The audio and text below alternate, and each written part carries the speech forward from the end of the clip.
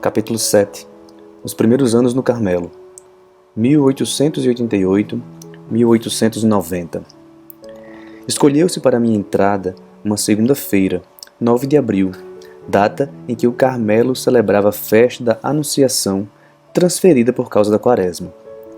Na véspera, toda a família estava reunida em torno da mesa, onde me assentaria pela última vez. Ah, como são pungentes reuniões assim na intimidade! Na ocasião que a gente não quer ser alvo de atenções, prodigam-se carinhos, palavras extremamente afetuosas que fazem sentir o sacrifício da separação.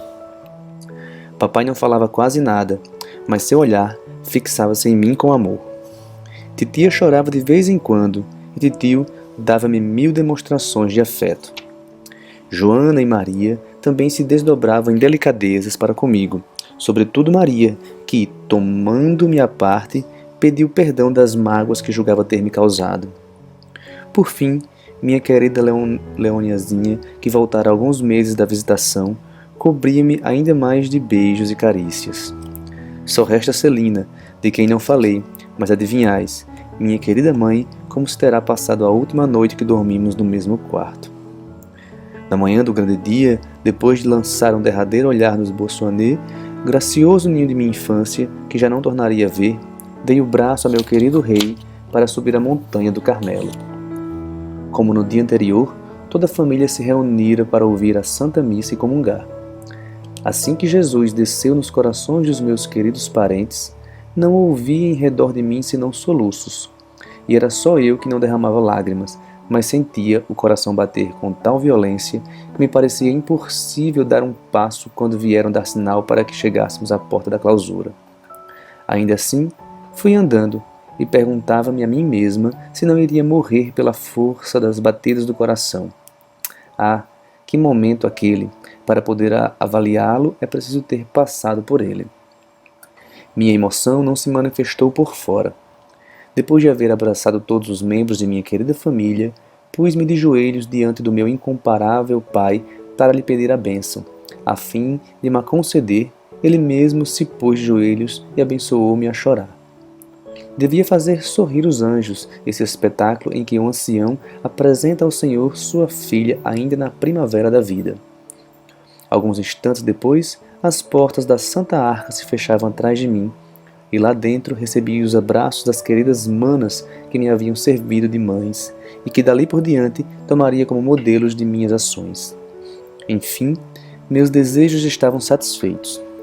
Minha alma experimentava uma paz tão doce e tão profunda que não poderia externá-la com palavras, e faz 7 anos e meio que essa paz íntima se conserva como minha partilha e não me abandonou no meio das maiores provações. Como todas as postulantes, fui levada ao coro imediatamente depois de minha entrada.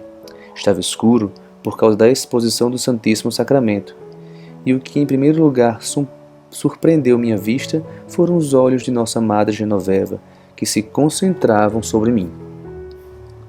Demorei um instante de joelhos aos seus pés e agradeci ao bom Deus a graça que me concedia de ficar conhecendo uma santa.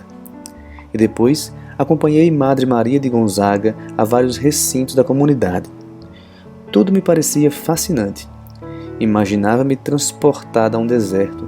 Era principalmente minha Celinha que me encantava, mas a alegria que se sentia era tranquila. Nem a mais leve brisa fazia ondular as águas tranquilas, nas quais navegava meu barquinho. Nenhuma nuvem toldava meu céu azul. Ah, estava plenamente recompensada de todas as provações. Com que profunda alegria repeti as palavras: aqui estou para sempre, para sempre. Esta felicidade não era efêmera, não se dissiparia com as ilusões dos primeiros dias. Quanto a ilusões, o bom Deus concedeu-me a graça de não ter nenhuma quando entrei para o Carmelo. Encontrei a vida religiosa tal qual a imaginara. Nenhum sacrifício me espantou. No entanto, vós o sabeis, meus primeiros passos toparam mais em espinhos do que em rosas.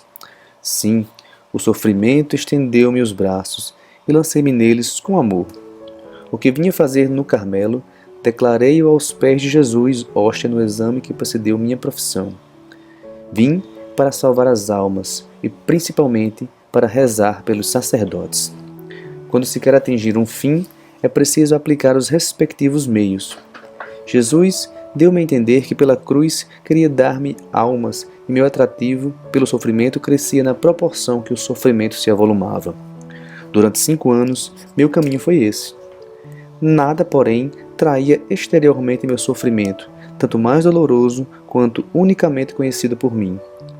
Oh, se tivermos lido a história das almas, qual não será nossa surpresa no fim do mundo? Quantas pessoas não ficaram admiradas ao verem por qual caminho foi levada a minha vida? Isto é tão verdadeiro que, 2 meses após a minha entrada, vindo para a profissão da Irmã Maria do Sagrado Coração, Padre Pichon ficou surpreso ao verificar o que o bom Deus operava em minha alma. Disse-me que na véspera me observou a rezar no coro e achava meu fervor muito próprio de criança e meu caminho muito suave. A conversa com o bom padre foi para mim um consolo muito grande, embora velada de lágrimas por causa da dificuldade que sentia em abrir minha alma. Entretanto, fiz confissão geral, como nunca fizera anteriormente. Ao cabo, disse-me o padre estas palavras, as mais consoladoras que me vibraram aos ouvidos da alma. Na presença do bom Deus, da Santíssima Virgem e de todos os santos, declaro que jamais cometestes um só pecado mortal.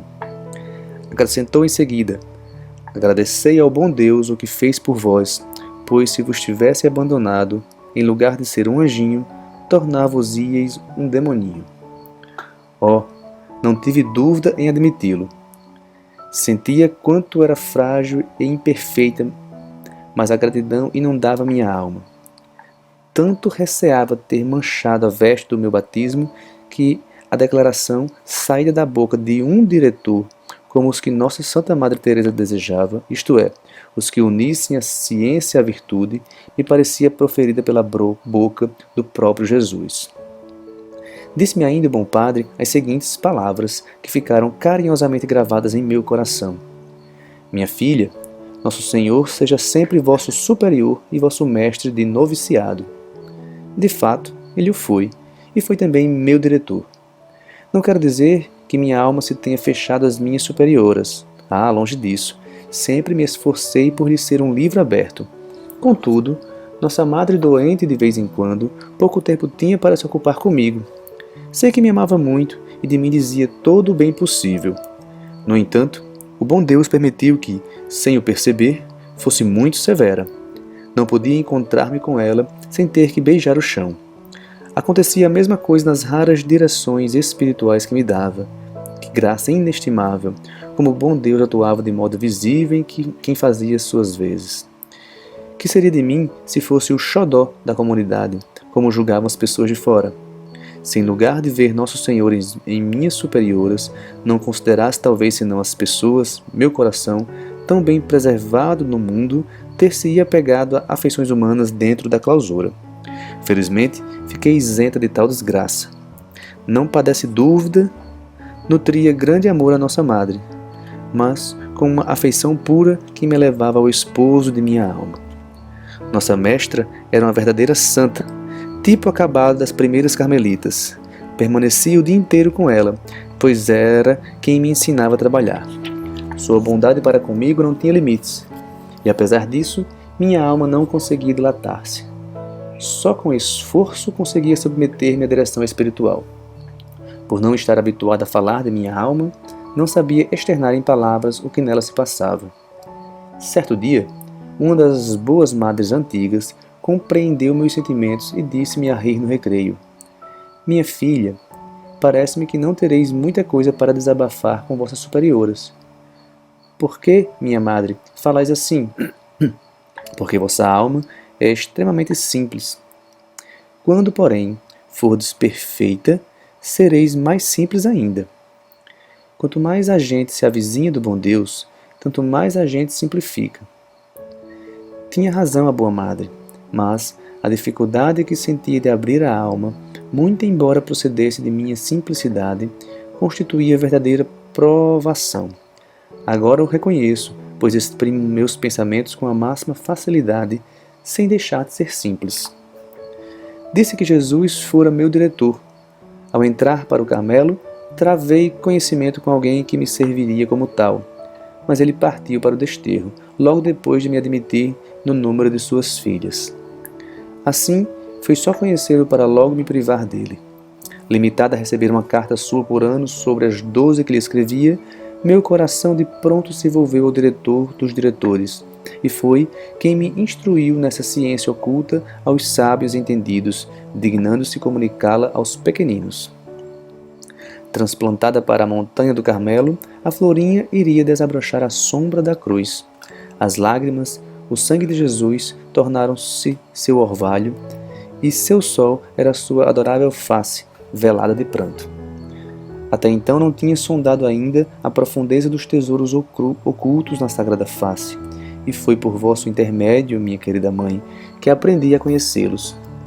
Como há tempos a nós todos precedestes no Carmelo, assim também fostes a primeira a penetrar os mistérios de amor escondidos na face de nosso esposo. Chamastes-me então e compreendi. Compreendi o que vinha a ser a verdadeira glória, aquele cujo reino não é deste mundo. Mostrou-me que a verdadeira sabedoria consiste em querer ser ignorada e tida por nada, em fazer constar a alegria no desprezo de si mesmo. Como o de Jesus queria que meu rosto ficasse realmente velado e que na terra ninguém me reconhecesse. Tinha sede de sofrer e de ser esquecida. Quão misericordioso é o caminho pelo qual o bom Deus sempre me guiou. Nunca me levou a desejar alguma coisa sem que me desse. Por esta razão, seu amargo cálice pareceu-me delicioso.